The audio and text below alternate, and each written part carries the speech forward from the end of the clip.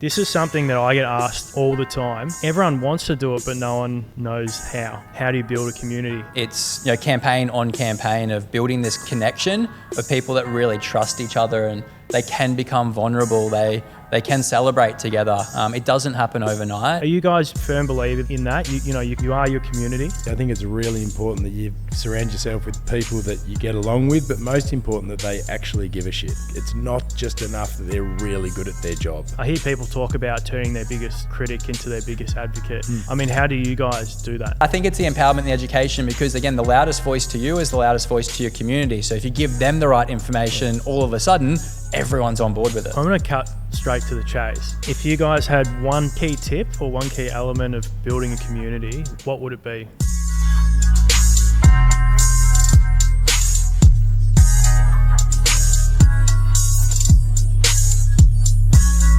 Hey guys, please leave us a review, hopefully 5 stars, and it'll really help us keep growing and getting more guests on the podcast, and we'll continue delivering amazing content for you. Thanks. Hey guys, episode 3, Building a Community. Today we've got Pete Hull from Fitstop. He's got 100 plus studios, and Sam Wood from 28 by Sam Wood. He's had over 600,000 people train with him on his app. Guys, this episode is a killer. Please enjoy. All right, so episode 3, Sweat vs Equity. Sam Wood, Pete Hull, welcome guys. Thanks for having me. Thanks, man. Excited to chat with you boys. Yeah, me too. I think last time we were together, we were don't say it. We were at a surf club on the Gold Coast. Building community. Building community. That's right. I actually scrolled down my Instagram and saw it was in 2021. Oh, wow. July 2021.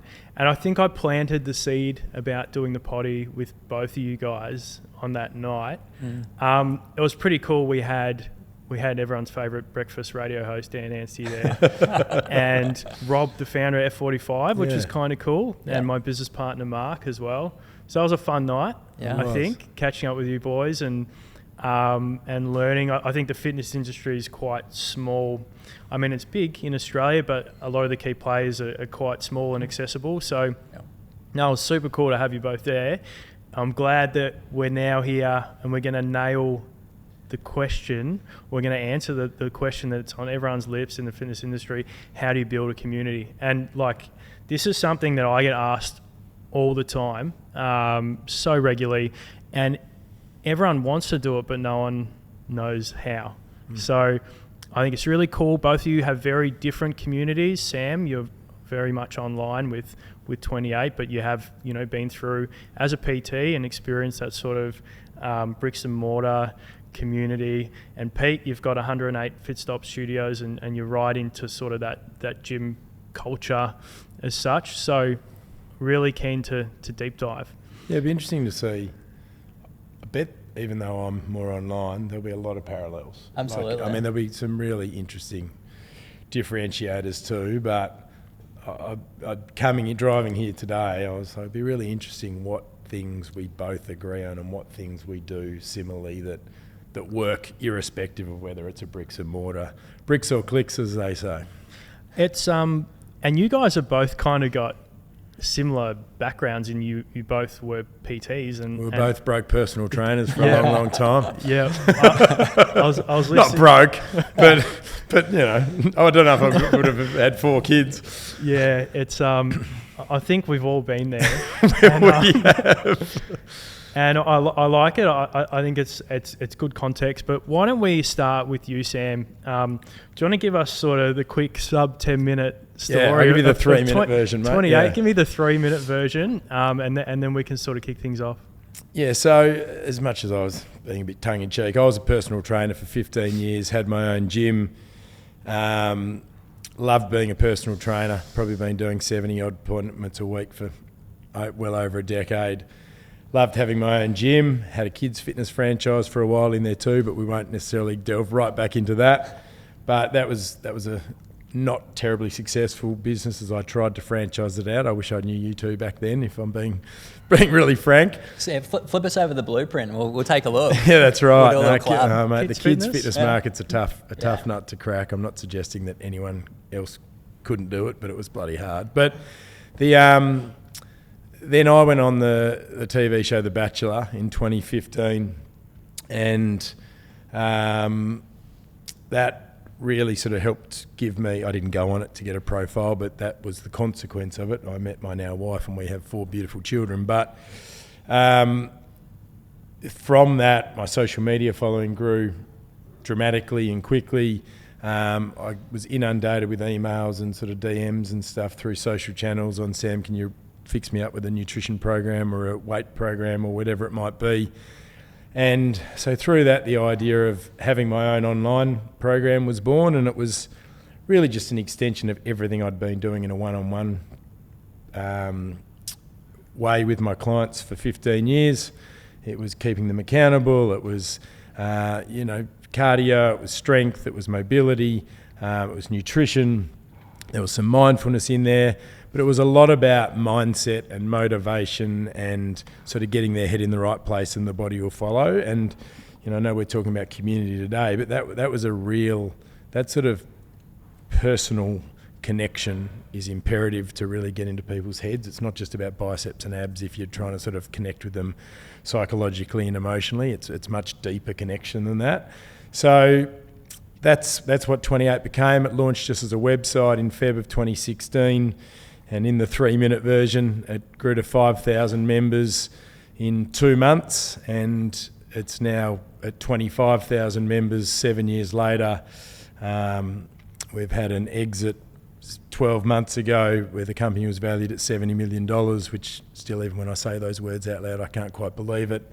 But I still work in the business every single day, and I'm still as passionate as I was about it from day one. And I absolutely love getting up, going to work, connecting with my own team and connecting with our thousands of 28ers all over the world every day. It's a pretty cool story, and I listened to the Dylan Friends podcast last night, and I would implore anyone that wants to listen to the whole story, jump on. It gave me a lot of context, but yeah, 25,000 subscribers, and what I've read is you've certainly helped over 100,000 people. We've actually had 600,000 Australians do the program in 7 years. Wow! So it might have been 100,000 a year, but yes, 600,000 people have been part of my program, part of my community at some stage, which when you're only a 25 million country, it's a pretty big whack.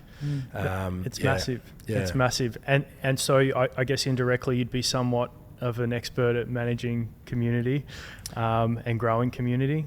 Yeah, almost accidentally. It's one of those things. I know we'll probably talk about this, but we didn't create 28 with a set demographic in mind.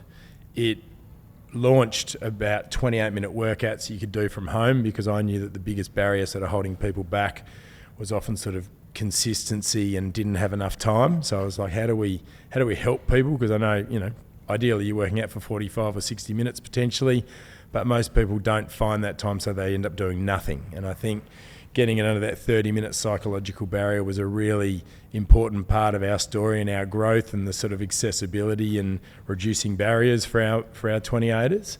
And it then sort of by accident attracted lots of mums and just lots of females from home that either didn't have time to go to the gym or they didn't like going to the gym because it was a really scary, intimidating environment for them. And within sort of 6 months, out of those tens of thousands of people that had done the program, it was like 95% female, and the majority of those were 25 to 55 years old. And that was this really powerful learning of, well, let's not try and be everything to everybody. Let's embrace the people that clearly resonate with me, resonate with this program, resonate with this product, are clearly telling us either literally or just by the fact that they're signing up that this is what they need, this is what they've been looking for, and let's embrace that. And that was, and that's the community that we've continued to grow. I think we've gone from 95% female to 91% 7 years later. We have lots of husbands and partners and stuff that are sort of not the subscribing member, but they get benefit from the program, doing the workouts, eating the meals, but it still is a predominantly female community. And that sort of just organically happened. You weren't searching. And Pete, totally. I'll ask you the same question with Fitstop, but Sam, you just sort of, it just sort of happened randomly that 95% were female, and that then became your target market. So you didn't naturally go out and go for that demo? No. Not at all. And I've thought long and hard, often, really early on, I thought it's really important to understand why this is happening, and then I continually think about that to sort of stay connected what my business is and who my customer is. But it sounds weird, but 28 is literally like an extension of my own family. And, you know, we open our doors, we let them right into our lives. We're very authentic, we're very transparent, we keep it really real, you know, doing workouts during lockdown for 10 months with cereal sliding down the walls, with the kids throwing their cereal bowls around in their high chairs, but we sort of still made this promise to all these Australians to keep them active during COVID, and they loved it. It's like the more polished we've tried to make things, the more it's pushed them away. The more real and raw and open and honest, the more we've actually really formed a proper connection. And I reckon 28 was 3 weeks old, and I was driving home from my gym. At that stage, we had a few tech guys in a little studio in South Yarra, and I was doing most of my content and connecting with the 28ers on a daily basis from my gym. And I was driving home from the gym. Snez was still living in Perth. She wasn't even in Melbourne yet with Evie. And I had to get dog food for Hendrix, my dog. Pulled into the supermarket to get some dog food. It was about 9 o'clock at night, and I bought a tub of chocolate ice cream because I was just knackered and had a bit of a weak moment. And I'd normally never share that with my clients because it was kind of, I mean, sometimes I did, but it was a bit more like, I sort of need to practice what I preach. I don't know if that's setting the best example. And I went, you know what, fuck it, like, I'm going to share this. And I got in my car, it was sort of dark, put the little light on. It was the worst quality video you've probably ever seen in your life. Looked like something out of the Blair Witch Project. And I just sort of said, look, guys, I just pulled in to get dog food, and I've bought this tub of chocolate ice cream, and I wasn't going to tell you about it, but I should tell you about it because I'm not perfect and I eat chocolate ice cream. It's okay to eat chocolate ice cream, and I shouldn't go home and eat half the tub, but I'm going to have a big bowl and I'm going to enjoy it. And it wasn't about the ice cream, but it just sort of blew up. They're like, we love this. We love that you're honest. We love that you share this. It makes me not feel crappy that I do this too. You're human. And that was it. After that, I never looked back. I'm like, I'm never going to keep anything. And sometimes it might be to my detriment because maybe I overshare sometimes. But I definitely feel I'm better off being more on that side of the equation than holding back and not letting them in. And the more I've done that, the more connected they've been to me, to my kids, to my family. You know, we still have our privacy, but from a wellness perspective, we really let them in and they really like that. It's a pretty cool key learning just in that, right? That being your authentic self and letting people in does build community. Yeah, absolutely. And so, Pete, you know, coming at this from a different approach, I mean, are you, well, I would say that you are the face of Fitstop. You know, you're the founder. You are the key representative of the company. Do you kind of let yourself be a little bit vulnerable to your community? Because I know you're very passionate when you talk about Fitstop, and is this something that you generally do, and does it have a positive effect? Yeah, I think, well, firstly, also love chocolate ice cream. And we are all human. I think if I'm thinking more around my personal social media strategy, I try to make sure I'm constantly giving insights for our business owners and trainers, and they know that I leak shit on there. My team hate it because I'll be in a workshop and just do Insta stories. Yeah, but I do it to make sure that we have connection with the right people. I'm probably not as good as connecting directly with our member, but I franchise to make sure that our members have authentic connection with the business owner and their trainers. So I'm definitely in no way, shape or form the hero or the face for our members. I franchised because I wanted to be able to give tools and systems and, you know, confidence to trainers, to managers, to business owners to kind of, you know, learn from some of what we had built and come on the journey with me. So it's so interesting that Pete says that, because when I had a kids fitness company and we licensed and franchised without a great deal of success, as I said before, the second it wasn't me, I found it so hard. Like, and you know, people would tell me the old adage, you can't clone yourself. And I understood exactly what they're saying. I tried to work my way around. I just couldn't sort of crack it.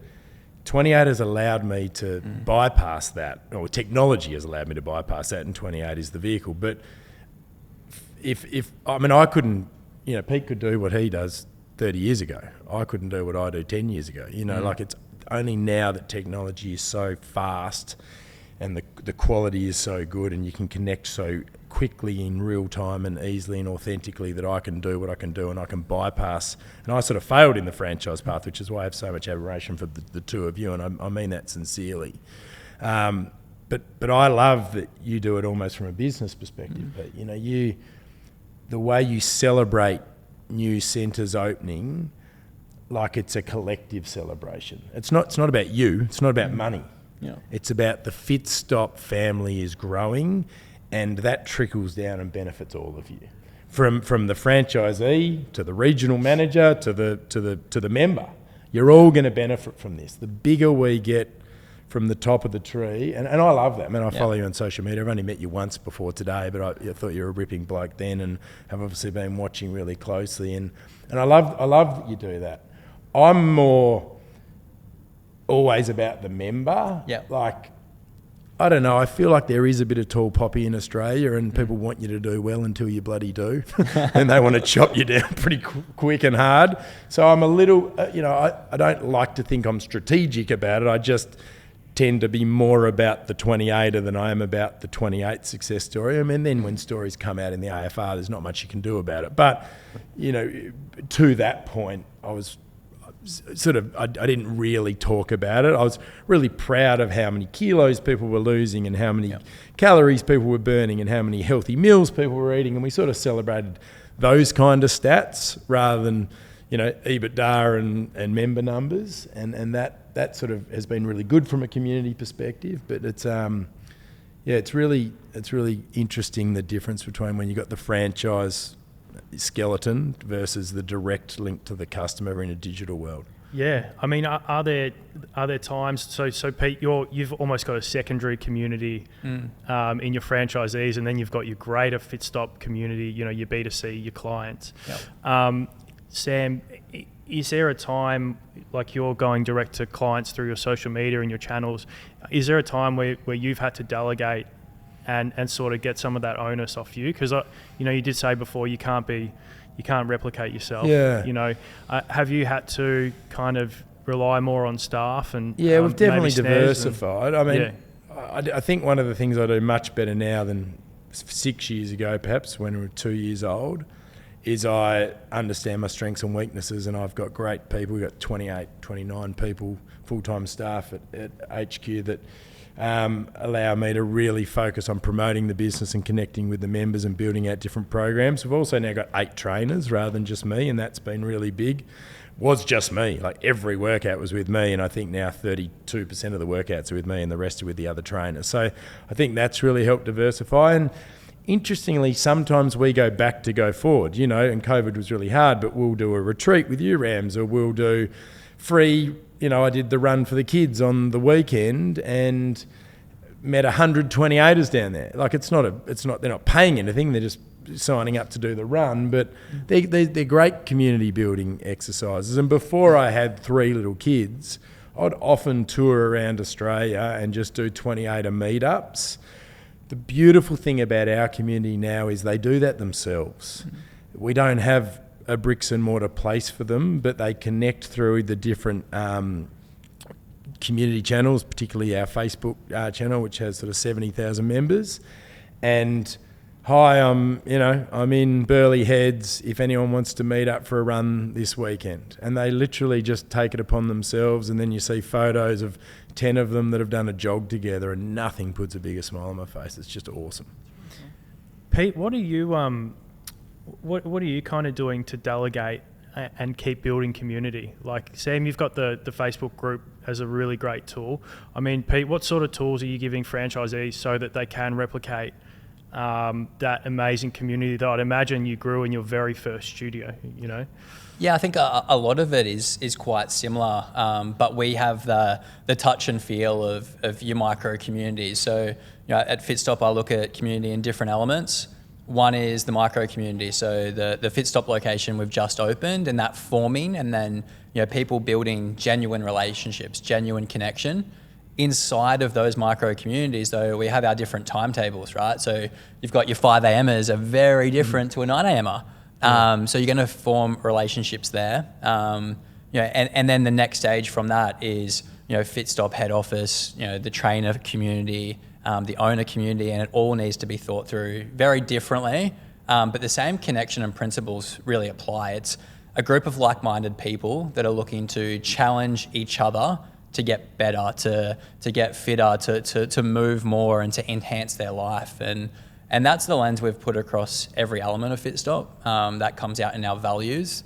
But the tools we use, first and foremost, is know your community in that timetable group. Know how to treat that community. Again, a 5 a.m.er, we know they're going to turn up right on the dot at 5 a.m. and they're also going to leave right on the dot at 5:49. Right? They need to get home. Intricate, mate. Like to go into the depth of the time that they train, and not just treating members like members. Yeah. Like I love that. I mean, I own a gym. That is I just insane. learn a lot from that. I think that's really because good. it comes down to your behaviour, right? So we want to make, for us, you're coming to group fitness to be inspired and told what to do, to follow a program and plan, to get connection, and ultimately feel better about yourself. Feel more confident, and that's really what you're searching for, I think, when you're doing any element of fitness. But then you apply the lens of, okay, so this group here at 5 a.m, they're going to move differently. They're going to interact differently. A 5 a.m.er needs to get to work on time. A 6 a.m.er, they're going to come in slightly later. A 6 a.m.er typically will sleep in a little bit. And it's funny, you look at some of the Fitstop socials, they joke about like the Instagram story of the person still in the car at 6:01 and everyone yelling at them to come in. All these people going, 6 a.m, that's bloody crazy getting up that early. You're like 6 a.m, you slacker. I'm talking about Queensland here. True. Victorian timetable, fast forward an hour, it's the same thing though. So 6 a.m, a little bit more community and interaction and a little bit more playful during that session. So as a trainer, you also need to acknowledge that. 5 a.m, I'm direct to the point, start the warm up, get the introduction done, start the workout. 6 a.m, have a bit more fun. 7 a.m, even more fun. And 7 a.m, will hang around for like 15 minutes after the session. This is amazing insight. Yeah, I love this. Yeah. I have never, and I honestly say this, like I've never thought about it like that. I've just thought, okay, our members are our members and their behaviour is similar, in nature. But that is very cool. Well, so I guess breaking down the business and thinking about, for us, it's about fulfilling each time slot. And I look at that to be a product on a shelf. So we can be a retail business as well. I've got 36 products at every single time slot across the entire week. How am I filling those or essentially selling them out? Now, I need to be able to market to that set time slot or community slightly different. And one of our biggest challenges is a wait list, right? Like 5 and 6 a.m. in Queensland, that fills up very quickly. Like that pre-sales, they're the first to go. And that community, again, forms that connection. They know that they train, Monday, Wednesday, Friday, Saturday a week, or maybe it's Tuesday, And are they Thursday. locked in? Are they then locked in and no one can bump them from their spot? No. Or do they have to opt in every fortnight or so? Correct. Right. Yeah. So if they're not on their game, they'll lose their spot. But they know the time. Like they know if we've got time lists, they know, all right, the next day when this rolls out to the next fortnightly calendar booking system, boom, straight on, I'm booking my sessions. Yeah. But we look at that entire time slot and we think about how we're building and forging communities in those time slots, right? So again, if you want to be all things to all people, you produce the same content, or if your session is busiest at 6 a.m. and your trainer is in there, it's already got a wait list, they're pumping content at 6 a.m, vibe's incredible, everyone wants to come to the 6 a.m, right? So they've got to start to think about, as we grow our membership base, right, what's my capacity at 9 a.m? How am I producing more content, whether it's through a social media strategy or paid media, to drive people that want to come into 9 a.m, thinking about your different demographics, who can get there, and pull it apart that way. So there's so many different elements of community in a Fitstop. It can start off being quite broad, but as you start to grow your membership base, your community, you need to start to be really disciplined around how you do that. Whilst we're on the wait list topic and potentially dealing with a customer that can't get in, and this is probably a question for both of you, when you have clients who are angry and can't have what they require, are they the loudest? And how do you kind of deal with that? I mean, I hear people talk about turning their biggest critic into their biggest advocate. I mean, how do you guys do that?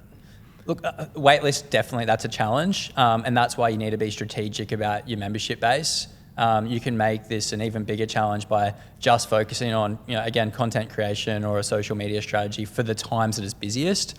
But what we really focus on doing outside of building better systems for notifications and, you know, bumping people on lists and all that sort of stuff is the education behind it. So, you know, empowering people to book sessions well in advance. Like, as an example, coming in to say what we call our Fitstop on us now. So 2 weeks, you get 5 sessions free, download the app and come in. We make sure we release all of those times to paying members before we release it to the people that are taking the free sessions. And we make sure that we are communicating that very well internally in a location so that people know to book it out. They get priority.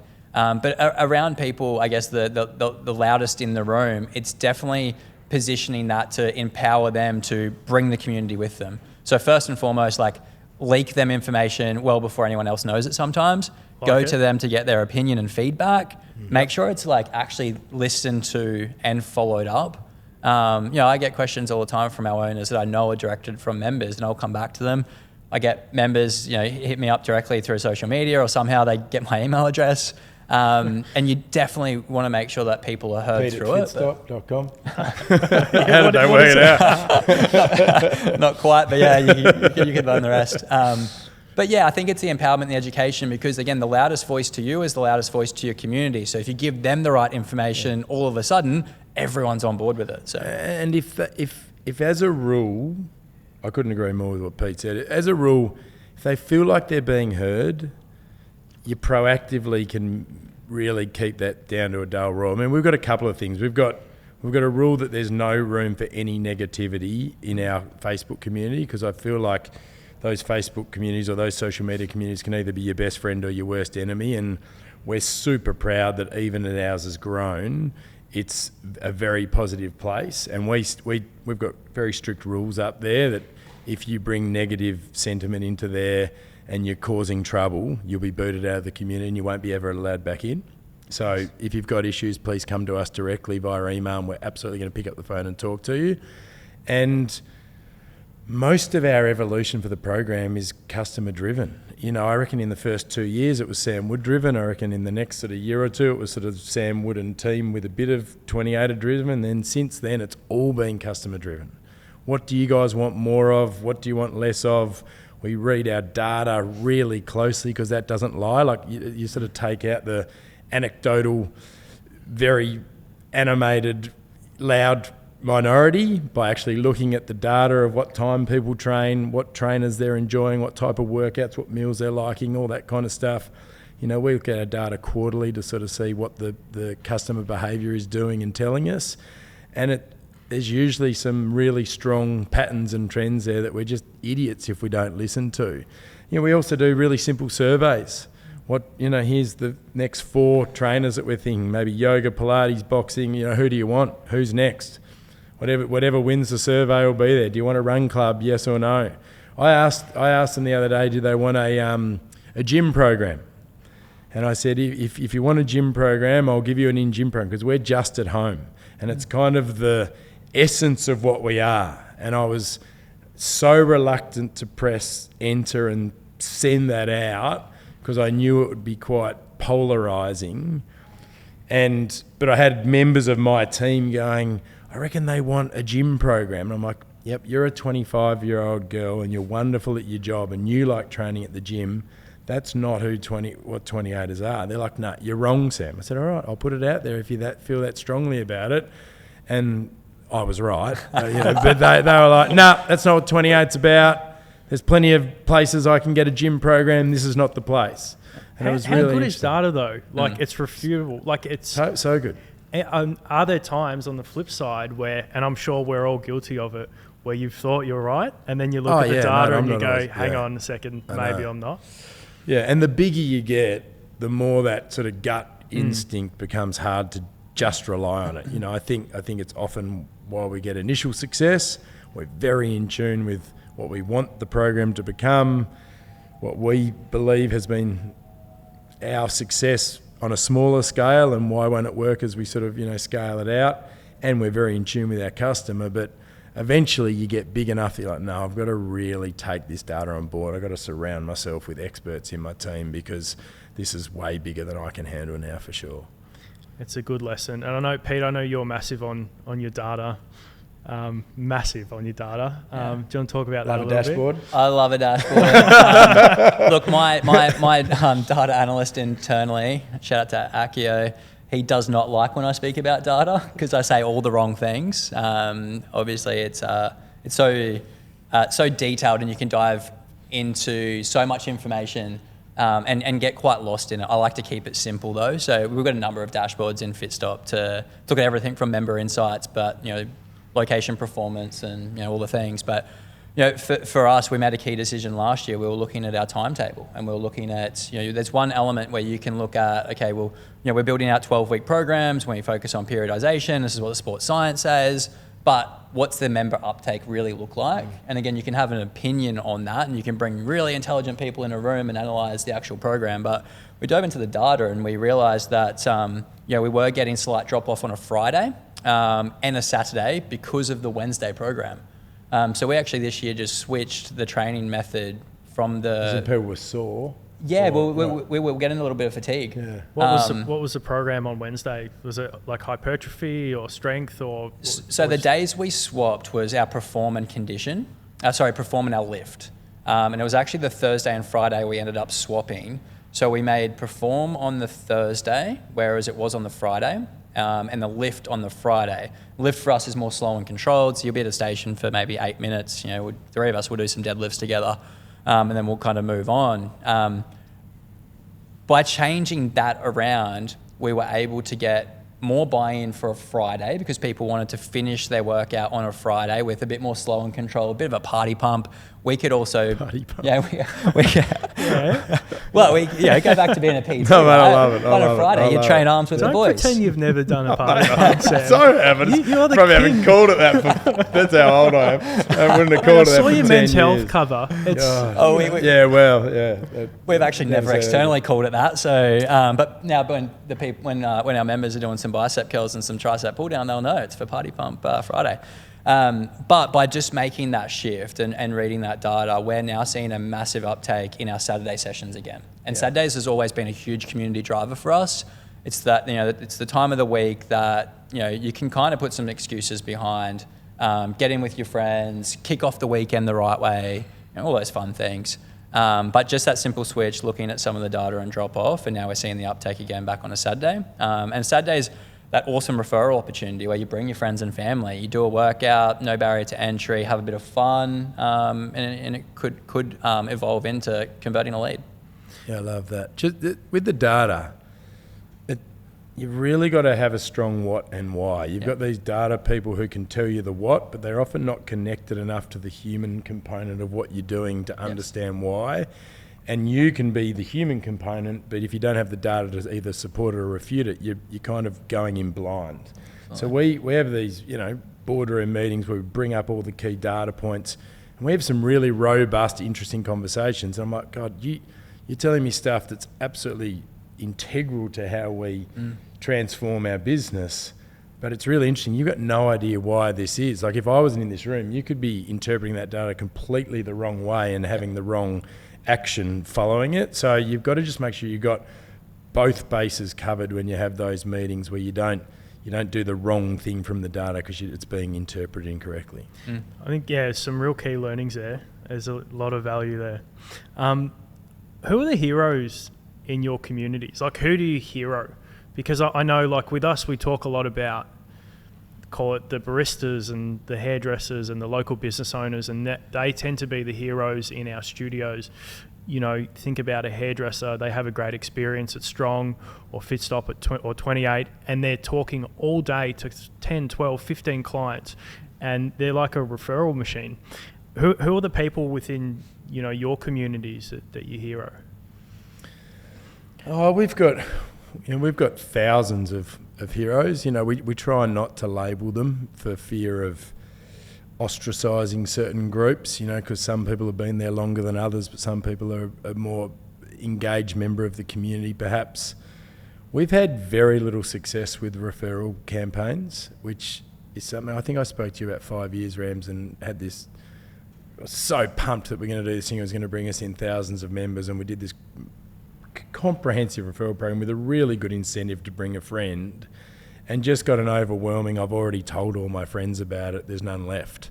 Which was a wonder, like it was the perfect thing to hear. Yeah. It didn't commercially move the needle anywhere near as much as I'd hoped it had or would, but it was just, it had happened already. These diehards that had found their tribe and found their thing had already gotten all their friends on board. And I think when you don't have geographical barriers and, you know, financially it's a program that's only $12 a week, so it's not economically restricting for most people, still some, then they've already sort of gotten all their friends on board. But we look at Facebook community engagement levels, and we really support those that don't big note themselves, but they're very supportive of other people's journey. Like, they're still very raw and real and vulnerable, and they share their story, but it's not me, like they, you know, and I love it. We've got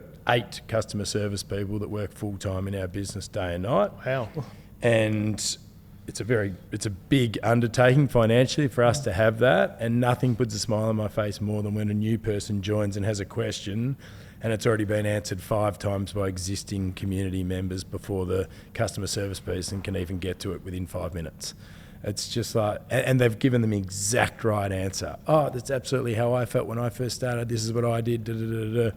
And, you know, and then we go to the community member that helped, the 20A that helped, and we, you know, give them a big hug and a big thank you, because that's what it's all about. When you get to that point and the community is looking after each other, that's pretty special. Like, and one of my questions for you guys was like, what are the sure signs of an incredible community? That is surely one of them, right? Where they're all propping each other up, they're all supportive, and yeah, it's pretty cool. So, something that I look at, right, wrong, or indifferent here, because it you know, can go good or bad in different situations. But I really look at what we call our game day. So it's the end of our 6-week Unstoppable series, where everyone gets together and they partner up and they challenge each other through a workout.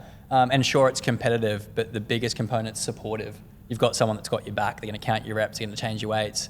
They're going to pat you on the back and celebrate with you at the end.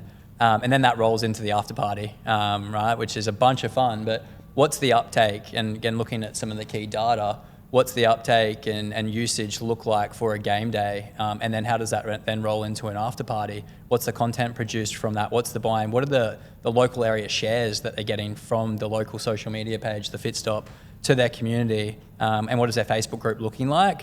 Again, you can take elements of data from that, but also nothing beats jumping on, you know, one of my favorite things is, you know, following every Fitstop, obviously, and looking at, you know, the content they produce on a Sunday after a game day after party. You know, who got dressed up, how much effort they put in as an ownership group to celebrate their local community.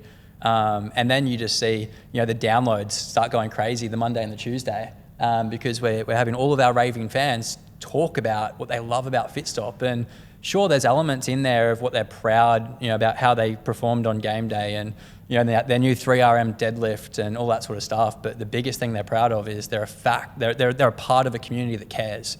You know, they've got their team back, and I think that's really cool. It sounds like it's almost quite non-technical. Like, does it almost sound too easy? Throw a party, support each other in a workout, like, and everyone talks about community being such a huge success driver for the fitness industry.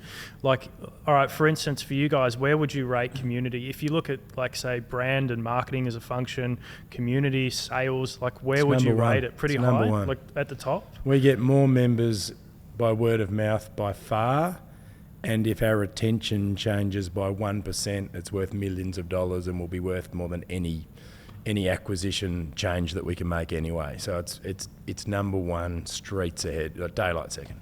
What about you, Pete? Yeah, like, well, you know, something that we speak about regularly, you know, even internally, is for us, a brand campaign, a paid marketing strategy is a nice to have. But you've got to do the brilliant basics first. And for us, community is a byproduct of running the perfect session. You know, for a trainer, making sure when someone comes in for the first time, they're partnering up with the right people. You know, they're taken through the session, they feel that sense of achievement, they get the stickiness, they might meet a new friend. And that does take time. And it is easy to sit here and say, run a great game day or some sort of, friendly competition and throw a party, but it's all the events that lead to that. It's, campaign on campaign of building this connection of people that really trust each other, and they can become vulnerable. They can celebrate together. It doesn't happen overnight. And look, when we look at some of our locations that want to see some decent membership growth, the first thing I say is, okay, what effort are you going to put into your next seasonal campaign, your next Unstoppable series? Because you're not going to drive the leads in now through this campaign, but you need to do the work over 6 weeks. You need to set key milestones of human connection, overall performance and progression, focus on an awesome event for your game day, and then roll that into your Unstoppable series. Collect all of that content, showcase to the world what you've done, what you've built, and who's a part of it. Then your next campaign is going to be epic, but don't think it's going to change overnight. Yeah, it does. It ripples out, doesn't it? I mean, even from my woodshed gym, we run a campaign, we get 30 new members. We're much better investing giving them the best first 2 week experience ever. So that's actually 60 members because they all bring a friend after their first 2 weeks, and all of a sudden that acquisition cost is halved. And I think you get so caught up in just bringing in new members with having too many holes in your bucket because you don't have it's an inconsistent experience, it's an inauthentic experience, whatever it might be. You got some good trainers, some crap trainers. You didn't give them the help they need in a digital world. They needed assistance. Like, we spend lots and lots of time, particularly with absolute beginners. 28's more about getting a 2 out of 10 to a 5 out of 10 than it is getting a ripped person fitter. So we've got a lot of scared beginners that are intimidated and confused what to do. We've really got to invest heavily in them in their early stages of the program, and how come you haven't done a workout yet, and how can we help you? And we give them a lot of love in those first couple of weeks to just get them moving. And it's expensive, but it pays off because they're then with you for years rather than weeks. Which community, and this is a good one for you, I think, having the woodshed versus 28, which for you requires more love, just in terms of community? Yeah.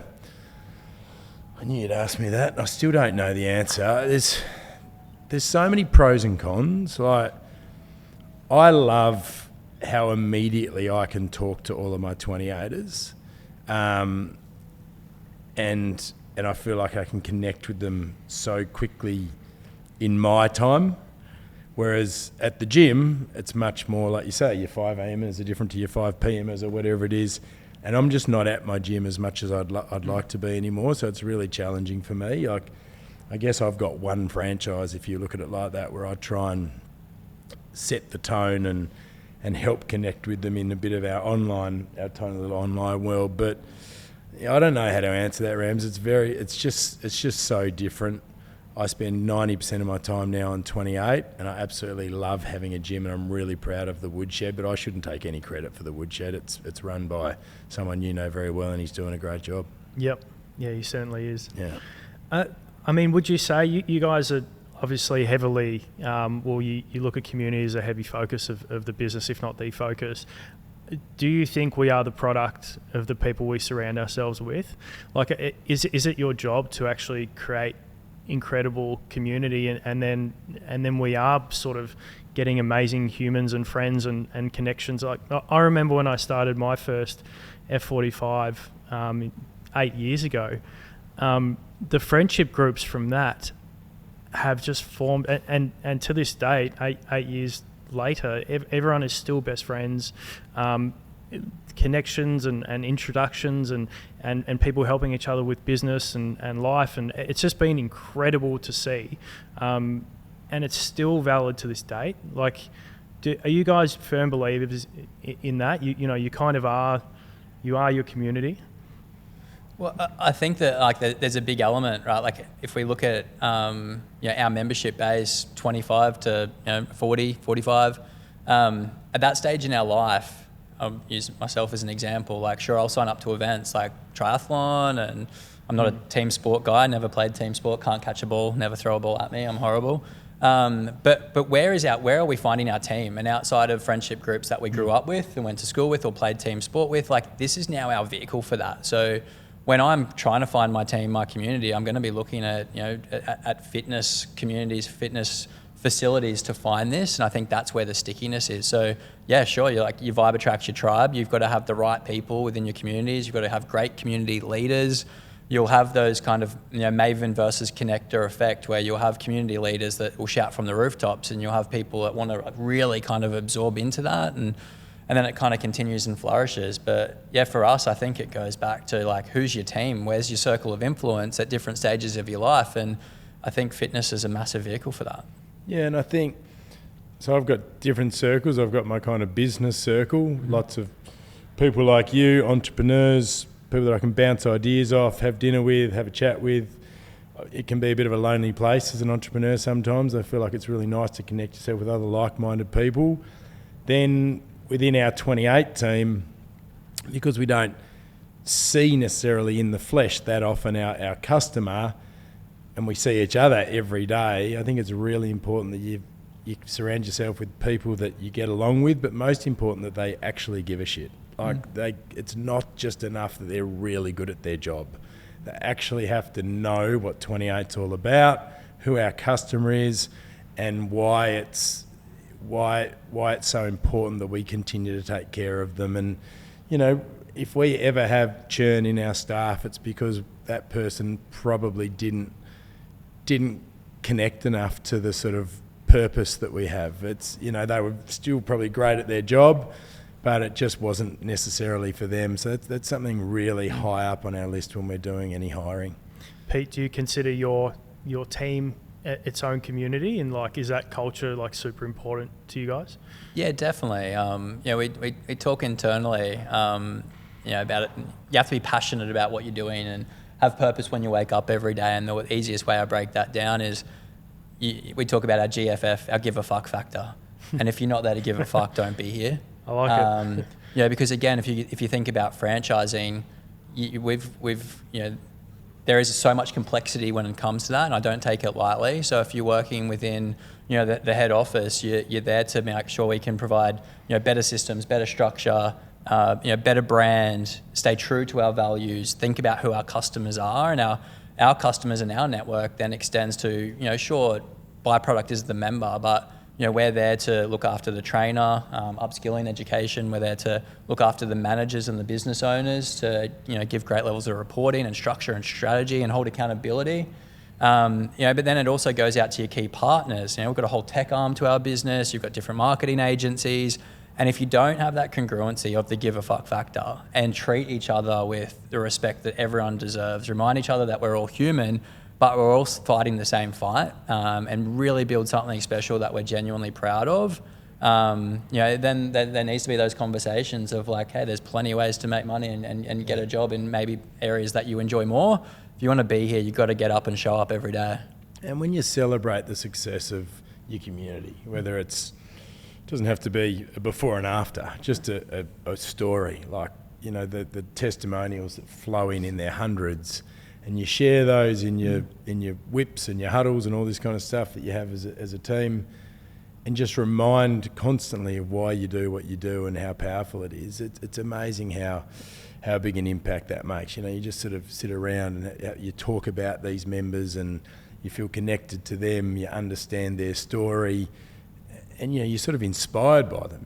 It's not uncommon. I wouldn't say it happens weekly, but it's not uncommon that we'll often be in the boardroom and almost in tears at reading some of these life-changing stories that are happening to our members, and that hasn't come from me. That's someone from the crew has gone, just wanted to share this morning. I don't know if you saw it on the weekend, but so and so's had mental health issues for years, and they're off their medication for the first time ever, and they've joined 28, and they've said 28's a big reason why. And it's wow, that's pretty powerful stuff. And you kind of then dive a bit deeper, find out a bit more about that person if you didn't know their whole backstory. When you've got 30,000 members, it's impossible to know everybody, every single one of them. But, you hear these stories on a weekly basis, and it's pretty incredible. It's very cool seeing your staff get excited Yeah, I about love it when it comes from them. testimonial, Yeah. even a campaign or something you've created. It's awesome. It's just there's nothing quite like it because you're all aligned, right? And you're all in terms of like communities that you guys look up to, or even brands or businesses. Is there anyone specifically or any community that comes to mind that you kind of look at for inspiration? I'm really into run clubs at the moment. I think it's just like the grassroots of fitness. I think they do an incredible job of bringing people together. And a lot of the time it's non-monetized. It's just passionate people there to get a group of people together to go for a run, clear the head, and to, I don't know, get some energy off each other. Outside of that, again, still on the run piece, I really like what Strava's been able to do. To build, again, an incredible platform to bring like-minded people in. So they've been able to monetize it. But it's about that goal setting and getting that endorphin rush and that dopamine hit of, getting your KOM and, following your mate who's done the similar cycle leg, or, looking at who's done what up a sprint in, Mount Cootha in Brisbane. I think, they do a great job. A brand, I love LSKD, buddy of mine, Jay, started that. I think they're doing an awesome job of community overall. Their social media is incredible. It's authentic, it's genuine, it's a full leader. We talk about them as well a lot in the office. And I had the pleasure of being a part of his journey for a long time. We grew up together racing motocross, met when we were 15. We lived 3 doors up from each other. So I've been able to see him go on his own journey and really evolve it. He's an early member of Fitstop, got a part out, was a big part of our community and growth, has done our uniforms, but they do it well. He's always stayed really authentic to his brand, knows how to speak to the market. They're just nailing it. So there are a few. Yeah, I mean, I look at sports clubs and how they bring their members together. I even look at podcasts and stuff. I look at Dylan Friends and the diehard following that he has. I look at the Imperfects, and they're so vulnerable and so real, and they share a bit of themselves, and I just see how they connect with their listeners on a kind of different level. And I look at those little emerging communities that are a little bit less, I guess, traditional, and it puts a big smile on my face. I think there's a lot to learn from sort of looking at the way they're doing things, and just how open and honest they are with the people that are listening to them, and they take them along for the ride, for the journey. Like, they're almost like, we've started a podcast and might go for 10 episodes, but it'd be great if you could join us for the 10 episodes. And then 5 years later, they're one of the biggest podcasts in the country. And it's kind of like, you've been with us since day one. You feel like you're a part of this growth. And I think there's something really powerful in that. I'm going to cut straight to the chase. If you guys had one key tip or one key element of building a community, what would it be? And you can take some time, because it's a big question, but this is what this episode's all about. But if you look back at both of your communities, because they are massive and they are ultra impressive, and it's just awesome to have you both here and talking about it. Yeah. What is the number one thing that you would attribute that success to? Like, what have you done to build these communities? I think the biggest thing is, don't try too hard. Stop trying to be strategic. I think every person I see that strategically tries to grow a community fails, because they lose all their authenticity. I think the more real, and I mean, you can have social media strategy and you have sort of strategies around the periphery, but if your strategy is to grow a community, that's hard. I mean, the best communities in the world have just happened. They've gone viral because that person didn't want it to go viral. It's like, I'm going to put out this YouTube video and it's going to go viral. Well, no, it's not.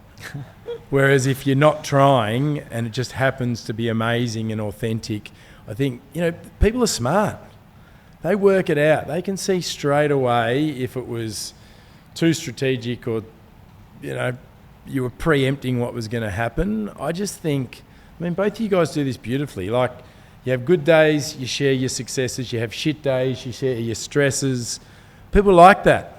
It's not all, it's not all good news. It's hard work. And I think people like to get a bit of a behind the scenes insight into how things are going. and you know they like to ride the bumps with you. And I just think, I reckon if I'd tried to create the community that I've created, it would have completely fucking failed. It was organic, and I know that's a hard bit of advice to give people because it's like, well, thanks very much, mate. That gives me fucking nothing. You'll create an organic community, but it came from the member. We always listened to the member, and we let it grow from that nucleus rather than forcing it. And I think that's been really important. So be your authentic self. Yeah. And mate, just having run a retreat with you and seeing how you interact with your community, it was naturally going to happen. I know you say that if you would have tried to do it, you maybe wouldn't have achieved it, but I think naturally and organically it was going to happen because you do give a shit about your community and you do believe in what you do. So yeah. And it's exhausting. Absolutely. I'm not saying it's easy. Yeah.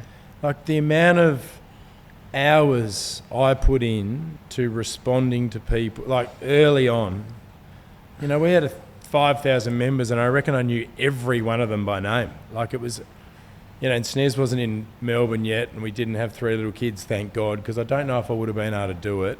And sometimes, I said to you, Rams, just before, I get the guilt. I'm either spending too much time at work and I feel like I'm neglecting my family or vice versa. But when it mattered the most, I really was all in. And I don't think those diehard original 28ers have ever forgotten that. Amazing. Pete? There's a couple of things, and I just look at some really high performing Fitstops, or even I'm a Fitstop member, training a Fitstop 3-4 days a week, and I think about what I look for when I walk into Fitstop every morning, and the biggest ones is relatable connection. I want to be partnered up with someone, and that's the beauty of Fitstop. A lot of our sessions you'll train in a team of 3. But even myself, when I walk in, I'm looking around the room going, shit, who am I going to train with today? Who do I know here? Who do I want to be paired up with? What's the workout? How am I going to get the most out of it? How am I going to support them? So relatable connection, super, super important. And just making sure we're providing a safe and secure place for that to happen. No egos, no bullshit.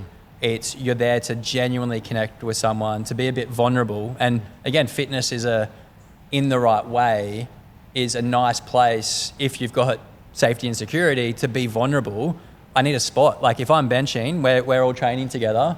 Ramsey's benching 150, you're doing 120, I'm doing 100, for 3. Sounds about right. Yeah. I know my members' stats, right? I've got all your data from when you did the trial. No, but I want to make sure that I'm pushing Ramsey to make sure that he is going to hit the 140 today. I'm going to change those weights out, but then on his third set, on his third rep, when he's starting to struggle, I'm going to put my hands near the bar so he feels like I've got his back. Yeah.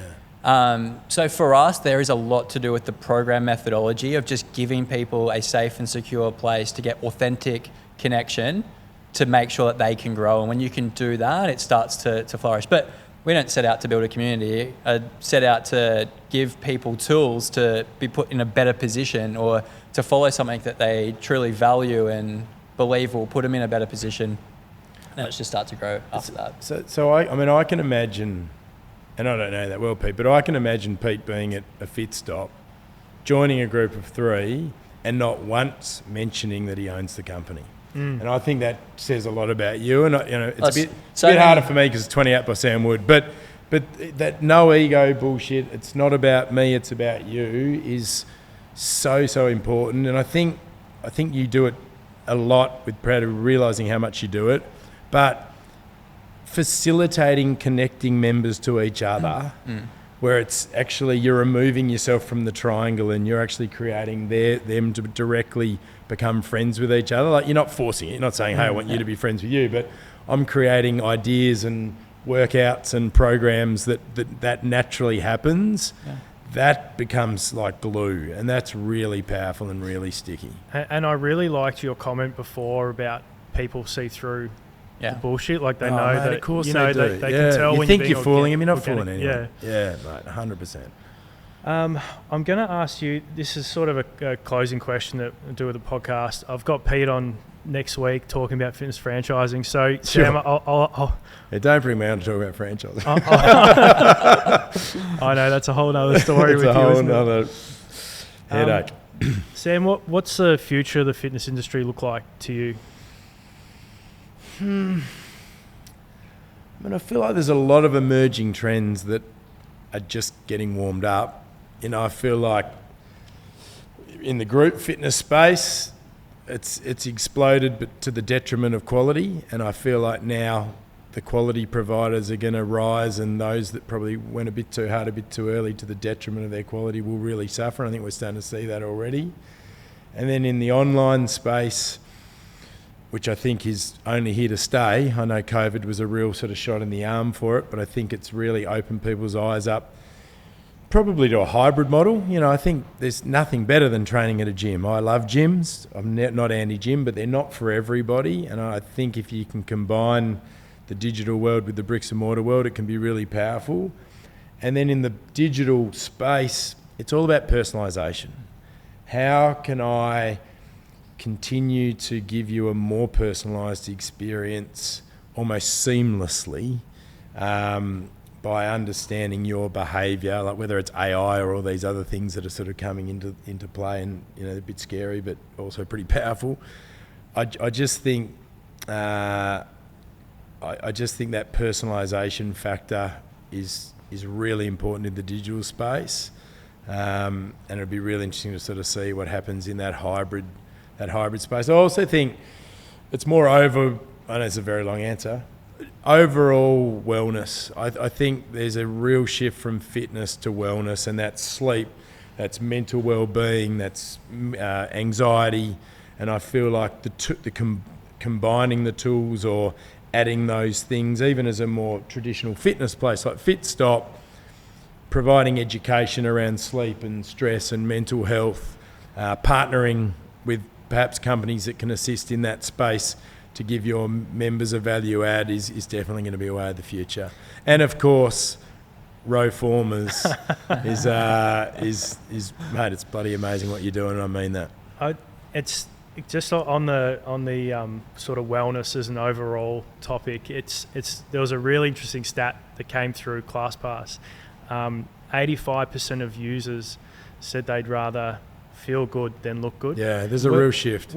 Which actually flipped from a few years ago, where people were training to look good as opposed to feeling good. So, yeah, I think you're right. I do think there's a bit of a bias on that answer. I feel like people answer that question because they feel like it's the right thing to say. And I don't. I mean that. We've tested it in our marketing a lot.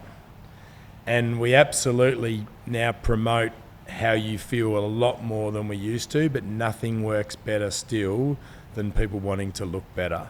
Like, the reality is 60% of the Western world is still overweight or obese, and they know, whether they want to talk about it or not, they know they need to lose a few kilos, and then feeling better. I typically think looking better is why people start, feeling better is why people keep going. And I think that's a really important thing to understand with whatever fitness community you've got. Couldn't agree more. Gents, thank you very much. Thanks for having me. It's been a pleasure. Cheers. And appreciate it. Well, off to the Palm Beach Surf Club for a beer. Round 2. Let's go. Sounds good. Hope you enjoyed today's episode. Please share on your social media, send it to all your friends, get this out there to absolutely everyone. It's going to help us grow, keep expanding, and keep delivering more amazing content for you. Thanks.